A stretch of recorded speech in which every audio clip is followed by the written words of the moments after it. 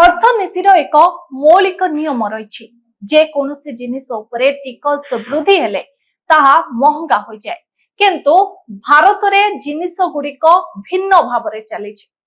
ଦେଶର ସୁନା ବଜାର ଅର୍ଥନୀତିର ଏକ ତତ୍ତ୍ୱକୁ ଡଷ୍ଟବିନ୍ को ଫିଙ୍ଗି ଦେଇଛି। ତେବେ ସରକାରଙ୍କ ଏକ ପଦକ୍ଷେପ ଏବଂ ପ୍ରଧାନମନ୍ତ୍ରୀ ମୋଦିଙ୍କ ଆହ୍ୱାନ କଣ ସମଗ୍ର ସୁନା ବଜାର ପରିଦୃଶ୍ୟକୁ ପରିବର୍ତ୍ତନ କରୁଛି? कौन सुनार चाहिदा एते ह्रास पाइछि जे लोकमाने रिहाती सुना को मध्य एड़ाई जाउछन्ति।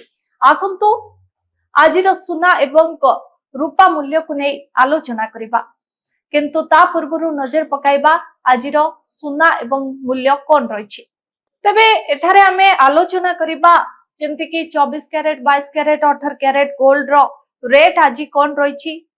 दर्शक बंधु, प्रत्येक दिन आमे जेभली सुना मूल्य को नै आपन को अपडेट देई आसु, तबे आज यार मूल्य कौन रही चलतु नजर पकाइबा। तबे आज जो सुना मूल्य 24 कैरेट गोल्ड रही तार मूल्य आज होईची 1,58,890 टंका। गतकाली तुलन में यार मूल्य 490 टंका कमी बा मार्जिन आसी। तबे जो 22 कैरेट गोल्ड रहा तार मूल्य 10 ग्राम पिछा आज होची 1,45,650 टंका।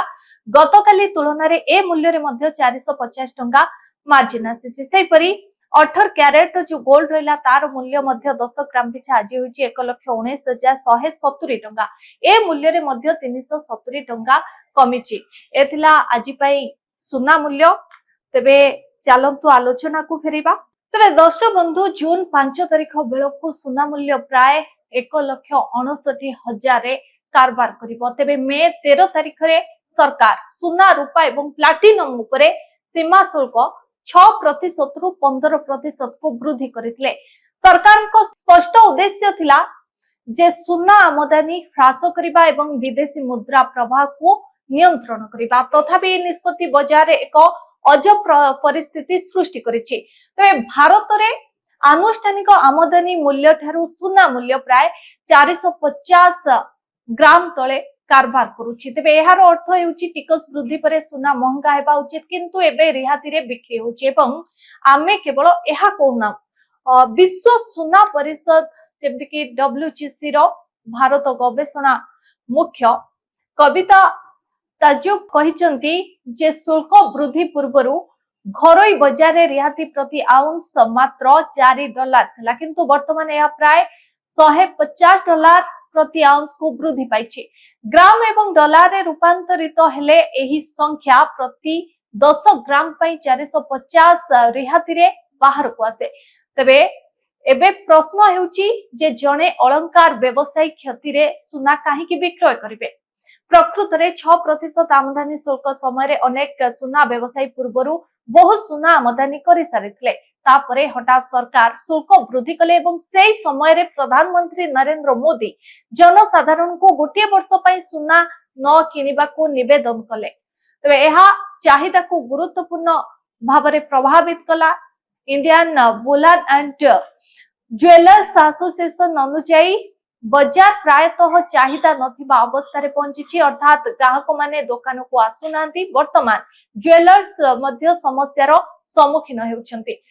तबे गोटिए पटे जो देखिबा पुराना स्टॉक पड़ी रहिछि एवं अन्य पटे विक्रय बंद होई जाइछि। तबे से माने कोन करूछंती?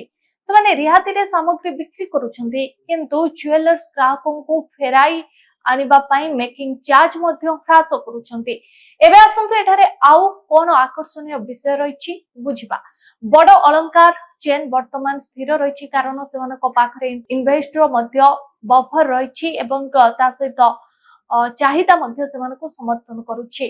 तथापि छोट एवं मध्यम आकार ज्वेलर्स सबुठारु अधिक चापर सम्मुखीन हेउछंती, कारण सुना पूर्वरु रेकर्ड उच्च मूल्य रे रहिछि। एबे विक्रय ह्रास पाइछि एवं लाभ परिमाण संकुचित हेउछि। एबे सबुठारु बड़ विपद विषय रे आलोचना करिबा। विश्व सुना परिषद चेतावनी दैछि जे आमदानी शुल्क वृद्धि करिबा द्वारा सुना चोरा चालान वृद्धि पाई पारे कि। कहीं ना यार कारण जेतेबेले भारत एवं विदेश रे सुना मूल्य मध्य रे पार्थक्य वृद्धि पाए, चोरा चालानकारी माने अधिक ଲାଭ ଦେଖିଥାନ୍ତି ବା ଲାଭବାନ ହୋଇଥାନ୍ତି। ରିପୋର୍ଟରେ କୁହାଯାଇଛି ଯେ 2013 ରୁ 2026 ପର୍ଯ୍ୟନ୍ତ ଯେତେବେଳେ ସରକାର ଆମଦାନୀ ଶୁଳ୍କ ବୃଦ୍ଧି କରିଥିଲେ, ଅଣସରକାରୀ ସୁନା ପ୍ରବାହ ଅର୍ଥାତ୍ ଚୋରା ଚାଲାଣ ମଧ୍ୟ ବୃଦ୍ଧି ପାଇଥିଲା। ଆଉ ଏହାର ଅର୍ଥ ହେଉଛି ସରକାର ଆମଦାନୀ ହ୍ରାସ କରିବାକୁ ଚାହୁଁଛନ୍ତି, କିନ୍ତୁ ଅଧିକ ଶୁଳ୍କ ବେଆଇନ ସୁନାକୁ ଉତ୍ସାହିତ କରିପାରେ। ଏହାପରେ କଣ ହୋଇପାରେ? ବିଶ୍ୱ ସୁନା ପରିଷଦ ଆକଳନ କରି କହିଛି ଯେ 2026 ରେ ସୁନାର ଚାହିଦା 50 ରୁ 60 ଟନ ହ୍ରାସ ପାଇପାରେ, ଯାହା ପ୍ରାୟ 10% ହ୍ରାସ ପାଇପାରେ। ତଥାପି ସୁନା ମୂଲ୍ୟ, ମୁଦ୍ରାସ୍ଫୀତି, ଆୟ ଏବଂ ମୌସୁମୀ ଭଳି କାରଣ ଗୁଡିକ ମଧ୍ୟ ଚାହିଦା ନିର୍ଣ୍ଣୟ କରିପାରନ୍ତି।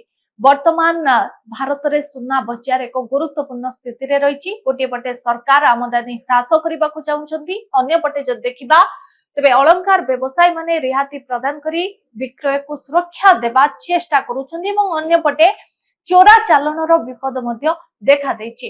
ତେବେ ଡିସ୍କାଉଣ୍ଟ ମୋହର ମଧ୍ୟ ଖୋଲା ଅଛି, କିନ୍ତୁ କ୍ରେତା ମାନେ ସ୍ଥିର ଭାବରେ ବସିଛନ୍ତି।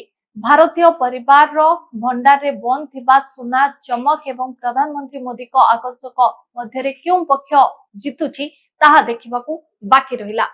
ଏଭଳି ଅଧିକ ଅପଡେଟ୍ ପାଇଁ ଆମ ସହିତ ଯୋଡ଼ି ହୁଅନ୍ତୁ। ଆମ ଚ୍ୟାନେଲକୁ ଲାଇକ୍, ସେୟାର ଆଉ ସବସ୍କ୍ରାଇବ କର।